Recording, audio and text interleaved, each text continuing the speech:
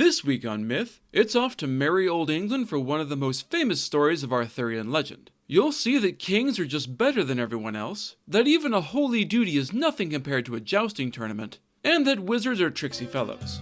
Then, in Gods and Monsters, a troublesome spirit is going to get into a battle of wits with a farmer.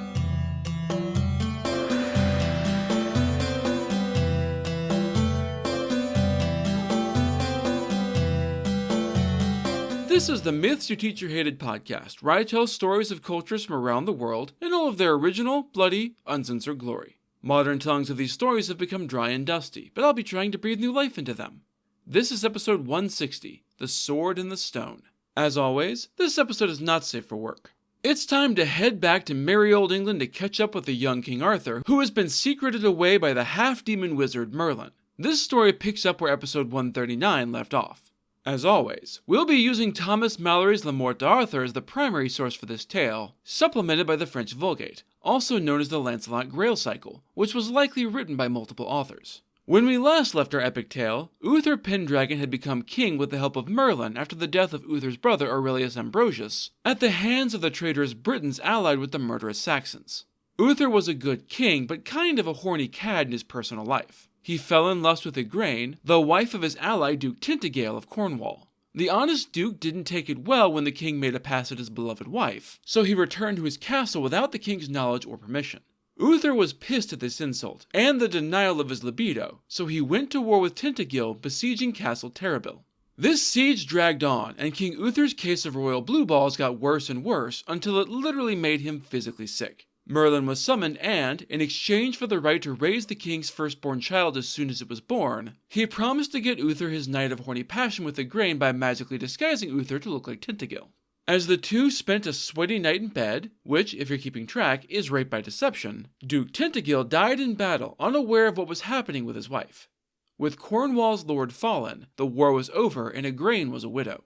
Uther was still very much taken with her, so he made her his new queen. As Merlin had said, she had gotten pregnant during their magical tryst. She gave birth, and the child was immediately delivered to Merlin, who took the boy away. The wizard named the boy Arthur, and gave him to Uther's loyal knight Sir Ector to foster in secret. To be clear, the man had no idea who the boy's father was, only that the wizard was calling in a favor, and asking that the boy be raised as his own blood. Either way, Uther rules in peace for the next 2 years before falling mysteriously ill, possibly due to Saxon poison. On his deathbed, the king named his son Arthur as his rightful heir with his final breath. Of course, no one knew where this so-called prince was, so none of the lords could put the child on the throne as a puppet king. The various dukes and barons called their armies and went to war to try and take the crown for themselves instead, ushering in many long years of civil war. We'll skip over that decade and a half of strife and pick things up again when young Arthur, unaware of his own heritage, is a strapping lad of 16. Winter was fast approaching, and Merlin decided for his own ineffable reasons that it was finally time to move things along. He went to visit the Archbishop of Canterbury and advised him to summon all of the lords of the realm and knights-at-arms who had been fighting amongst themselves to come to London at Christmas. If they did so, then they would bear witness to a great miracle, one that would reveal the rightful ruler of England. Being the most senior official in the church, the Archbishop's summons carried a great deal of weight amongst the nobles, and it was not something that was ignored lightly. Besides, this damned civil war had been dragging on for almost 15 years with no end in sight. No single baron was strong enough by himself to conquer the others, but none were quite willing to set aside their own claims and rally around a single man. If the archbishop promised a miracle that could decide the kingship once and for all with no further waste of blood and treasure, then it was worth it. Quite a few of the barons spent the time between the message's arrival and the Yuletide to clean up their lives and try to live a more holy life, in the hopes that it would make them more appealing to whatever godly miracle was about to bestow the crown. If you're familiar at all with the legend of King Arthur, then you probably already know what miracle Merlin has in mind. And the title of this episode is a big freaking clue. Christmas Eve finally came, and with it, the midnight mass that ushered in the holiest of holy days. The barons mingled with the higher-ranked clergy at the largest church in London, or Logos as it was called by the people of Arthur's time, all of them speaking in hushed tones about the promised miracle and the supposed arrival of a king at last. Some were hopeful, while others were openly skeptical that God Almighty meant to hand-pick the next king of England so blatantly, but all were curious enough to be present. This wasn't the kind of thing you wanted to be absent for, however it shook out. The church bells rang, and a holy man from the countryside made his way to the altar to sing the Mass. He began by addressing the assembled gentry directly. "Gentlemen, you have all gathered here on this holy night for 3 things. First, to save your souls and be washed clean in this holy place. Second, to bring honor upon your lives. And third, to witness the wonders that our Lord Almighty may perform this night. If it be His will, He will anoint a king amongst you to protect the people and uphold the church. As we celebrate the birth of the King of Kings, let us await the coming of this earthly king as well." And yes, the linking of Arthur's announcement with the Christian belief is a very deliberate move on the part of Merlin, and to a lesser extent, the Archbishop. It was widely believed at the time that kings were appointed to their positions by God, a concept known as the divine right of kings, so this situation is intended to echo and amplify that idea.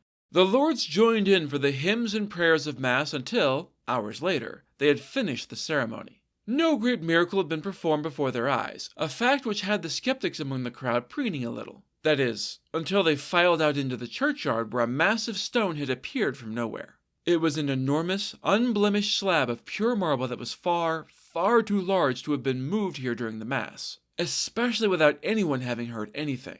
Even stranger, a solid steel anvil a foot high sat centered upon the rock. Driven clean through this anvil and into the very rock itself stood a naked blade, golden letters visible along the haft.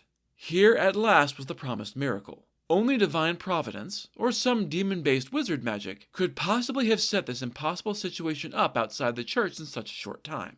The people marveled at it, and someone went to fetch the archbishop. He climbed up to the sword, blessing it with holy water before reading the golden lettering on the sword aloud for all to hear. "Whoso pulleth out this sword from this stone and anvil is the rightful king of all England." The archbishop selected 10 worthy knights to guard the sword in the stone, commanding that no one touch it until the second Mass, the dawn Mass, had been completed. There was quite a bit of grumbling and cursing, or as the story puts it, words said that are not fit to be written down, but no one dared to cross the archbishop on what was so obviously a holy matter. He used the service, with everyone's attention firmly on him, to get everyone on the same page with this whole magic sword thing. "My assembled lords and gentlemen, the miracle you were promised has come to pass. Surely none can question that this sword in the stone comes from God Almighty Himself, and that this is a holy test to pick the one true king. I will have your solemn vows in this holy house of our Lord God, that you will all abide by this test. I do not know who the man is who can pull forth this sword, but I do know that it will be worthiness, and not riches or titles or brute strength, that wins the day. If the man who is to be king is not yet born, then none now living will be able to draw it forth until the day that man finally comes. So, gentlemen, do I have your oaths?"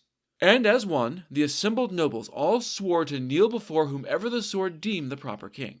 After Mass was well and truly complete, the lords filed back out into the churchyard. One, by order of rank, each climbed up to the sword and tried to pull it from the stone to become king.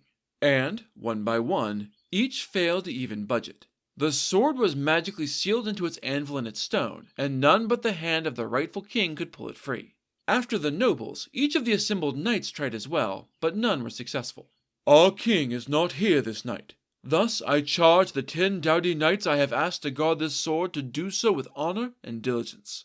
Let any who wishes to undertake this test be allowed to do so, no matter how humble his station in life. The great and mighty have all had their chance, and none have drawn the sword, so the Lord clearly wishes to cast a wider net." The 10 knights accepted this holy duty with proper solemnity, and took up their positions. Over the next week, word spread like wildfire about the sword and the stone. People came from all over London, and then from the countryside farther abroad in England, to try and test their mettle. Grunt and groan and strain though they might, none could budge the sword. A week later, the lords and barons gathered again at the church for the Feast of the Circumcision, better known now as New Year's Day, and I think the modern holiday name is a welcome upgrade. Once again, the Archbishop of Canterbury stood before the assembled nobility, all of whom had made note of the fact that the sword was still buried in the stone and the anvil. "As I told you at Christmas Mass, none but the rightful king can draw forth a sword. I know that some of you doubted in your hearts the truth of these words, but a week has gone by with all and sundry trying to pull the sword, and yet it stands fast. I have prayed on the matter, and I feel confident that the true King of England will appear soon, so I ask all of you to remain here in London until that time. That way, everyone can swear fealty to the new king at the same time, and put an end to the civil war once and for all. The nobles all agreed that it made sense to stay put until the sword was drawn, or at least until everyone else got bored and decided to return to their castles in their endless war. To pass the time and keep tensions from boiling over, they decided to host a great tourney. There would be jousting and feats of skill, as well as plenty of feasting and drinking. It would give the knights something to do and entertain the populace at the same time. Now, I mentioned earlier that young Arthur had been fostered with a loyal knight named Sir Ector. This family was chosen in part because his wife had just given birth to their first son shortly before, a boy named Kay. The two were raised as brothers by blood in London. Sir Ector was not counted among the great and mighty, though he was still far from poor. But he wasn't one to miss out on a chance for glory at such a massive tournament. Sir Kay had only been knighted since All Saints' Day, or November 1st, and thus was anxious to prove himself to his peers. So anxious, in fact, that he rode off for the tourney with his father and brother, but without his sword. A thing he kind of needed. See, if lances failed, it often came down to swords, and, in addition, it was common for there to be a great melee with anyone who wanted to test their skill allowed to take part. It was only after the trio had gotten settled and Arthur was helping Sir Kay get dressed for battle that the oversight was noticed. Oh shit, this is bad, Arthur. If I don't have my sword, I'm fucked. I can't screw up my first outing as a real knight. I'll never live down the humiliation. Hey, could you do me a solid? Could you ride back home and get my sword for me? I've got to finish getting into my armor and going through the opening ceremonies, but you can slip away without being noticed. If your main exposure to Sir Kay is the 1963 Disney movie, then you may be surprised to learn that Arthur and Kay actually have a fairly strong relationship. They consider each other brothers, so Arthur readily agreed to help Kay out of friendship rather than fear of bullying. He rode as fast as he could through the streets of London for Sir Ector's home. When he arrived, the lights were dark and the house was still, since everyone had taken the day to go see Sir Ector and Sir Kay fight in the tourney. This wasn't a problem in and of itself, since Arthur was able to get himself in, but, though he searched all the likely places, he could find no sword. Ector's wife had decided to stash them away securely in her room before leaving the house totally empty, never imagining that anyone would be looking for them before she got back.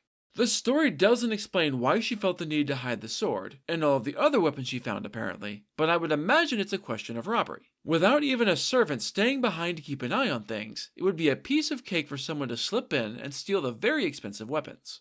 None of that helped Arthur in his predicament. He was frustrated at his failure to find his brother's sword and determined to come up with a solution. He could try to buy one, but he didn't have a lot of money on him, and besides, most of the decent blacksmiths were probably at the tourney themselves. He rode aimlessly as he pondered, wandering by the churchyard where the sword in the stone was clearly visible. The guardian knights were nowhere to be seen, however, having all run off to watch the tourney and or join the melee. Arthur smiled as an idea came to him.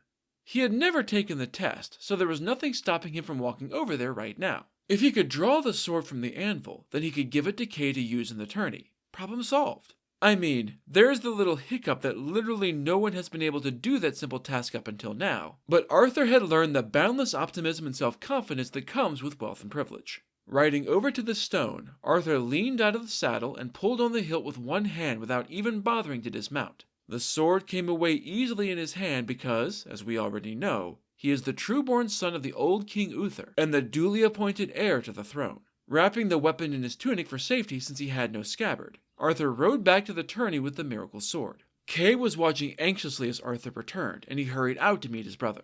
Did you find it? Arthur shook his head with a grin. Sorry, I couldn't find your sword anywhere in the house, but I've got something even better. He pulled forth the regal, scabbardless weapon from his tunic and held it out. I found you an even cooler sword.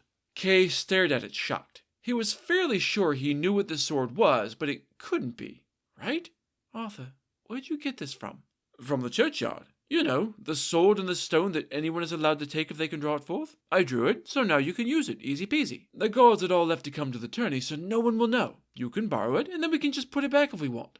Kay wasn't at all sure what to do with this mind-blowing revelation, so he did the only thing he could think of. He wrapped the sword up in his own tunic and went to talk to Dad.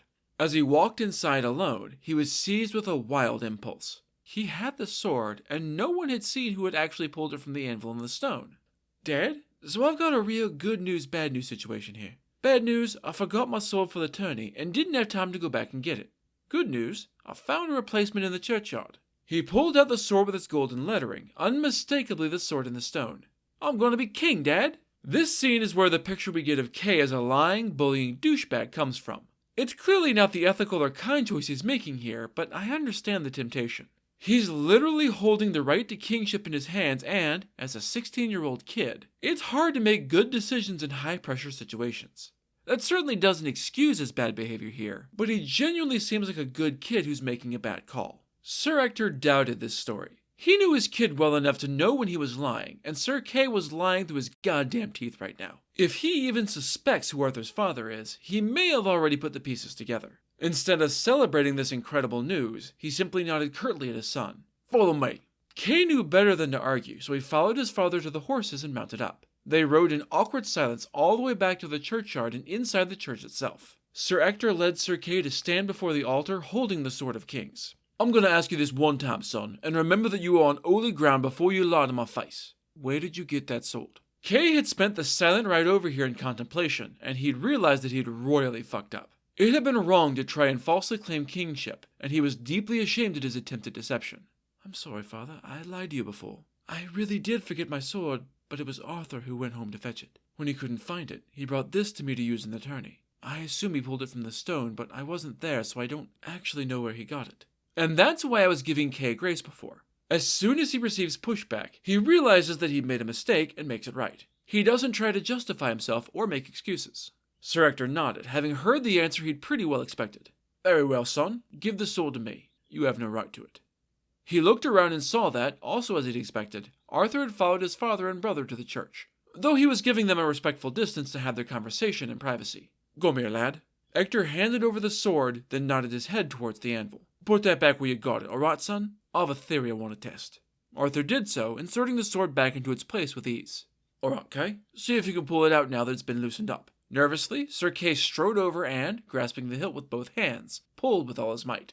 The sword didn't budge an inch. Ector nodded. For the sake of thoroughness, let me take a crack at it. Sir Kay moved aside to let his father take his place.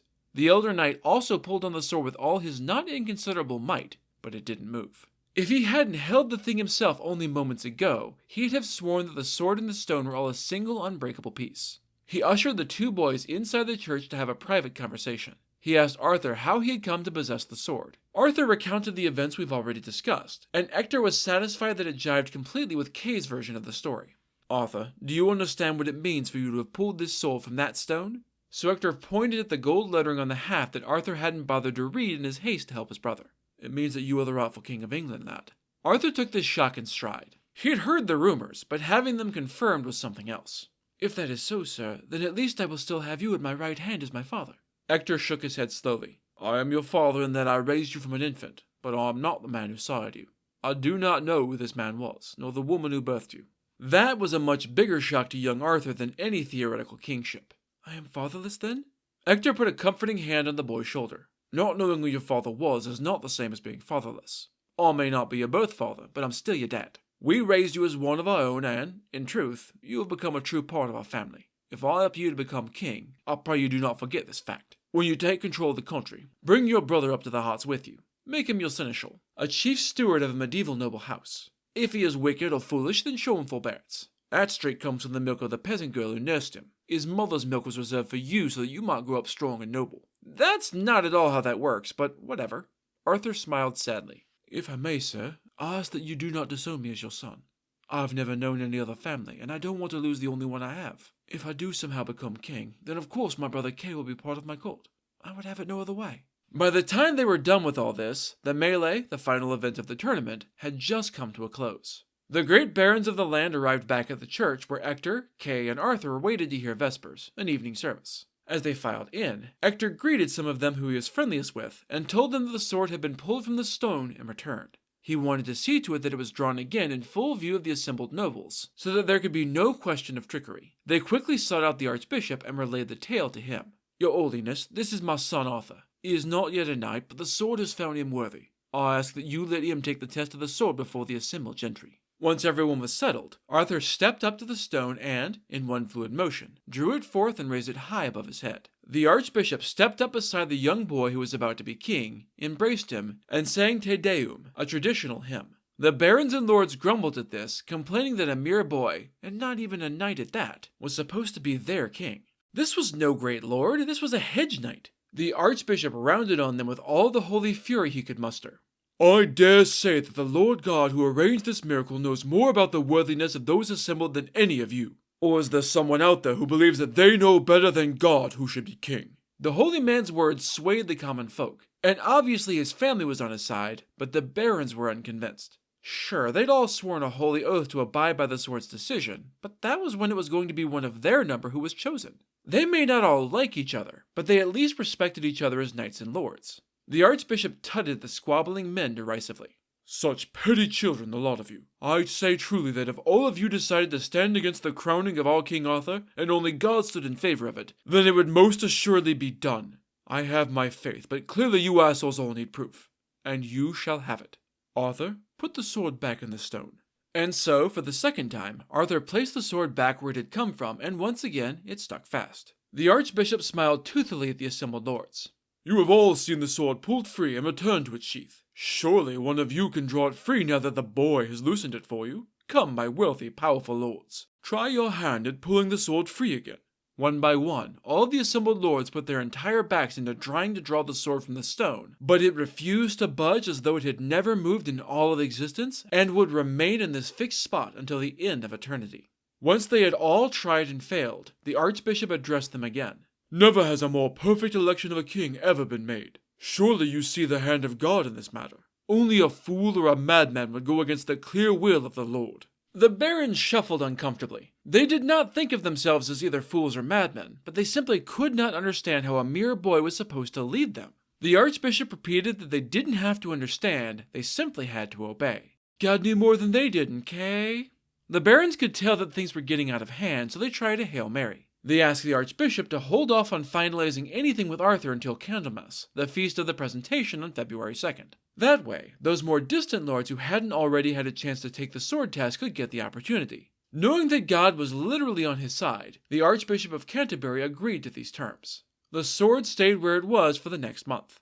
On Candlemas, everyone gathered again, including all those who had not been present before. Once again, everyone went around and tried to draw forth the sword and, as always, all of them failed spectacularly. Once everyone was done, the archbishop called Arthur over and, with a prayer asking for God's guidance, directed the young man to draw the sword. And, as he had twice before, Arthur pulled it from the stone with no effort. The barons were sweating now, but they called again for a delay. They asked the archbishop to hold off on crowning Arthur until Easter, another month away.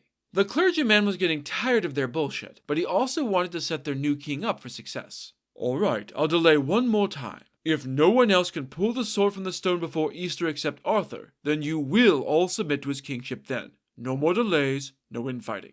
Got it?" Reluctantly, the assembled lords agreed. As they filed out, still very disgruntled, the archbishop pulled Arthur aside, advising him to spend the time between now and his crowning learning all he could about governance and living a righteous life. Easter came, and again none could draw the sword. And, surprise, surprise, the lords still weren't ready to make Arthur their king. It's almost like this whole thing is a delaying tactic with no real exit strategy. "I was a man of such humble birth supposed to be our king. You say this lad is learned and wise beyond his years, but we don't know him. Give us the chance to take his measure." The archbishop rolled his eyes. "You really mean to try and delay this thing again? You're not very good Christians." "Just hold off until Whitsuntide, a holiday 7 weeks after Easter, to let us meet our future king." Annoyed but unwilling to start the new king's reign off with war, the archbishop agreed. Concerned that someone might try to take a swing at Arthur and prevent him from ever being crowned, he consulted with Merlin and gathered together a group of knights to accompany the young king-to-be. These included some of Uther's most trusted men, as well as some Arthur himself trusted: Sir Baldwin of Britain, Sir Kay, Sir Ulfius, and Sir Brastias. They stayed with him every day until the Feast of Pentecost and Whitsuntide. The next morning, the assembled lords gathered to speak with Arthur, who was not yet king. They wanted his assurances that they would hold on to all their lands and titles and honors that they had acquired during the long years of war with no king on the throne. They asked him also to begin naming his court, since he would surely be king in less than 2 months' time. Arthur considered this. "I cannot do these things until I am crowned king, or they would mean nothing. I do not mean to strip you of anything that is yours by right, but I do not yet have the authority to grant your requests. You asked to delay the coronation, and so you must also wait to receive your answer to these requests." It was a clever tactic, motivating the lords to actually accept his kingship the next time they all met, lest someone convince him to rearrange the way things stood. The barons could see that there was indeed wisdom in this young man, and it would only grow as he did. They had finally come around to accepting the results of the Sword in the Stone's judgment, and so they promised that they would see young Arthur crowned on Whitsunday. Tradition dictated that the barons should give coronation gifts to the king in anticipation of his coming ascendancy. They got together and agreed to make a test out of it. They gave him extremely lavish gifts to see if there was greed in his heart. Arthur was a good and honest man, so he did exactly as tradition dictated. With the help of his assemblage of knights, he determined the worth of the things he was given and then turned around and gave it to the lesser lords and the common folk. Everyone whispered that there must surely be noble blood in the veins of this lowly hedge knight with how he conquered every obstacle with grace and dignity. Without greed, he took everything that was given to him and put it to use improving the country. Whitsun Eve came, and, one last time, everyone attempted to draw out the sword, but none were successful. And, one last time, Arthur drew it forth with ease and a flourish. That evening, the archbishop dubbed the future king into the knighthood as he sat vigil, as was tradition. He watched the sun dawn on Whitsunday and saw the barons approaching the church. The archbishop introduced Arthur as the realm's newest knight and asked if any still intended to oppose the coronation. At last, none did. Everyone knelt as Arthur was made king, swearing their allegiance, and then Arthur knelt as he made the traditional oath to his vassal and to his country. Sir Kay was made his seneschal as he had promised. Sir Baldwin was made his constable. Sir Ulfius was made his chamberlain, and Sir Brausius was made the warden of the north. Many of the nation's enemies lay north of Trent at that time, so it was an important position. Scotland and Wales were not yet united under his banner. In due time, Arthur and his knights would bring peace to the land and undergo many daring quests, but those tales will have to wait until next time. One point I want to make clear is that the Sword in the Stone is not Excalibur. It's a different magical sword. We'll eventually see Arthur's famous blade, but, for now, it's time for Gods and Monsters. This is a segment where I get into a little more detail about the personalities and history of one of the gods or monsters in this week's pantheon that was not discussed in the main story. This week's monster is the Boggle. The Boggle is a catch-all name for a number of different cunning ghosts, spirits, or other supernatural creatures in northern England and Scotland. Spirits such as Puck from Shakespeare's A Midsummer Night's Dream, the Shellycoat, a trickster spirit that lives in rivers, lakes, and ponds, or the Northumbrian giants known as the Eddens, all fall under this umbrella. The one thing all Boggles have in common is that they seem to exist for the sole purpose of annoying the shit out of humans. They rarely do any significant or lasting harm, but they love to play pranks and generally ruin your day. The Tatty Boggle, one of the more famous, liked to hide himself in potato fields to either jump out and attack unwary humans, or else cause a blight on the crop. The name Boggle is likely the origin for the word bogey or boogeyman, and may itself be derived from the German word Boggleman or goblin. One common story of a Shellycoat has it calling out, "Lost! Lost!" as two travelers passed along the banks of the Ettrick at night. The concerned people tried to follow the voice in order to save the apparently lost person, only to find the voice always just a little further away. They searched all night before arriving at the headwaters of the river at the top of the mountain around dawn. Hearing the voice now coming from the other side of the mountain, the exhausted and disillusioned travelers gave it up as a bad job. As soon as they turned around, they heard the wild laughter of the spirit at a successful trick. It was easy to get on the wrong side of a Boggle, and only some clever thinking could outmaneuver the spirit and avoid trouble. One such story of running afoul of the Boggles comes from the Book of English Folk Tales, collected by Sybil Marshall. In this particular village in the northern part of England, the farmers were plagued by the attentions of a particularly diligent Boggle. They all complained about his tricks, but most just shrugged and got on with it. Trying to stop a Boggle was like trying to stop a thunderstorm. Futile, exhausting, and liable to end with you getting hurt. Jack didn't agree with this philosophy. He didn't care for the Boggle's general douchebaggery around the local farms, but, so far, he hadn't been directly impacted, and so he'd been content to let it be. His family had been there, scraping out a meager living, since before the Romans came. He was a tough cookie, and a clever one to boot. Jack had a fairly modest farm, so he would have liked nothing better than to increase his holdings, and make his life a little more comfortable in the doing. He'd had his eye on his neighbor's parcel of land for years. The man had no family to pass it on to, so when he died, Jack would have a chance to buy it. When that day came, Jack was ready with his savings. He returned to his substantially larger farm that night, quite content with the day's business, sitting by the hearth at the center of the room to warm up. Jack lived alone, and so, as many solitary people do, he had a habit of speaking aloud to himself. He grinned, looking out at the newly acquired fields. "It'll bring a nice harvest come fall, now that it's mine." From a shadowy corner on the other side of the fire came a gruff voice. "That ain't yours, human." Jack sat up, startled. He shook his head to try and reset his brain in case it was playing tricks on him, then looked carefully around the theoretically empty room. Sitting in the chair directly across from him was a Boggle who definitely hadn't been there a minute ago. The Fae was a dried-up, wrinkled little fellow with skin like old leather and a wild shock of wiry gray hair like a horse's mane. He was only about 3 feet tall, though clearly an old man, so Jack knew he was dealing with a local boggle. The Fae eyed him with a stony stare. "You hear me, Jack? This land ain't yours, it's mine. Been in my family forever and a day." Jack snorted. "That's so? Well, maybe it used to be yours, but it's mine now. Bought us a day with cash money. Got the papers and everything. You got papers, Boggle?" The little spirit sneered. "Papers? What the fuck do papers got to do with anything? They don't prove shit. This land's been my family since the moon was made of green cheese. Long before you little human shits were here at all. It's mine, and it'll be mine going forward."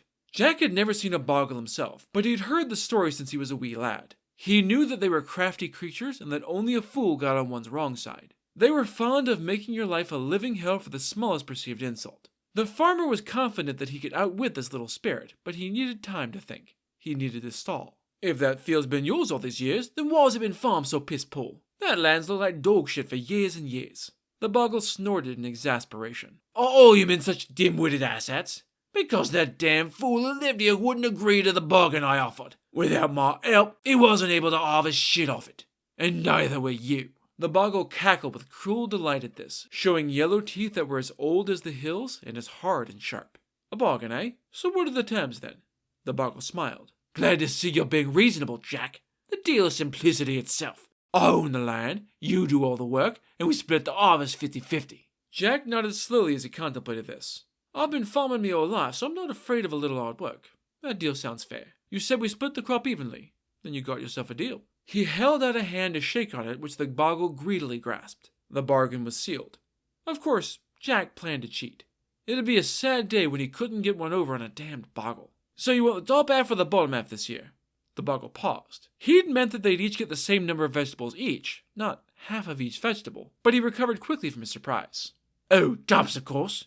He stood up from the chair and stretched. "I'll get the tops and you get the bottoms. Fair as fair can be." The Fae vanished into the night, leaving Jack alone to ponder whether he was making a wise decision. That year, Jack put his back into making the new land work for him. Come harvest time, he had as fine a crop of turnips as he could hope for. The boggle came soon after Jack had finished bringing it all in to collect his annual fee. "All right then, Boggle. I believe we agree that you get the tops and I'll get the bottoms, right?" "That was the deal."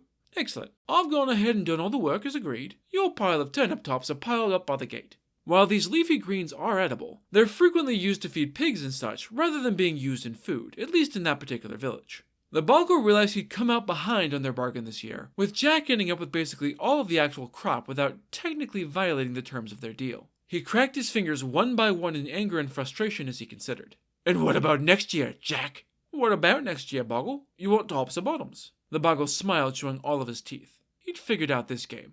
"Bottoms, Jack. I want bottoms next year."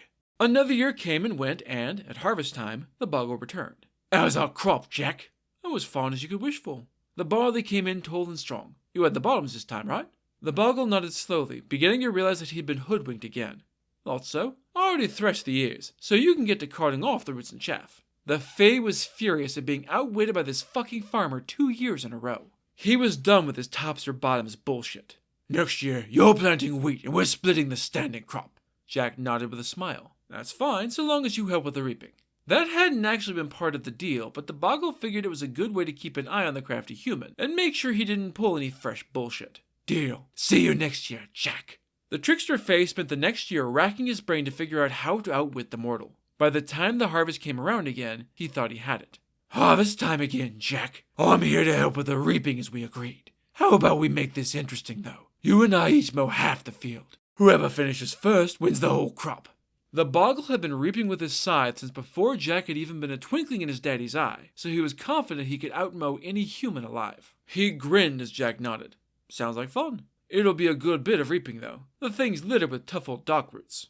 "Dock schmucks. I don't give a shit about docks. I've been using his scythe longer than you've been alive. I'll take the far side of the field. Tomorrow you and I go head to head." As soon as the boggle left, Jack went out to visit the local blacksmith. He ordered a huge number of thin iron rods and carried them home. He planted them throughout the far side of the field, hidden amongst the wheat. It was after dark by the time he finished, but Jack was satisfied that it would all be worth it. In the morning, the boggle returned with an ancient scythe over one shoulder. With his squat, bandy legs and his long, strong arms, he looked like he was practically built for reaping. Jack walked out to the fields beside him, his own scythe over his shoulder. They each sharpened their blades and then set out to the fields at the same time. As one, they began to reap.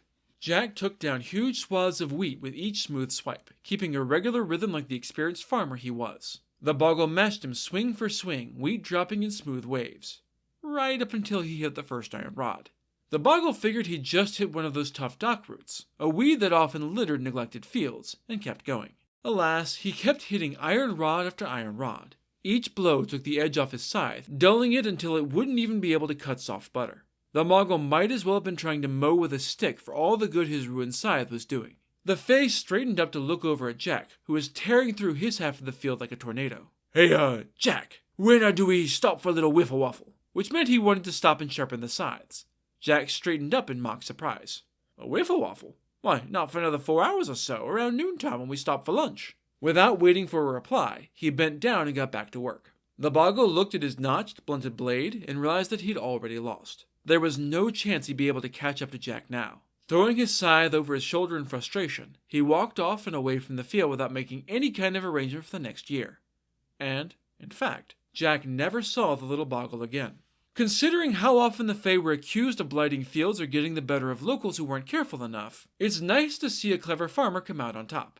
So if you're ever in the countryside of northern England, keep your wits about you, or you may end up on the wrong side of a boggle's trick. That's it for this episode of Myths Your Teacher Hated. Keep up with new episodes on our Facebook page, on iTunes, on TuneIn, on Verbal, and on Spotify. Or you can follow us on Instagram as Myths Your Teacher Hated Pod, on Tumblr as Myths Your Teacher Hated, on Blue Sky as Myths Podcast, and on Mastodon as Myths Your Teacher Hated.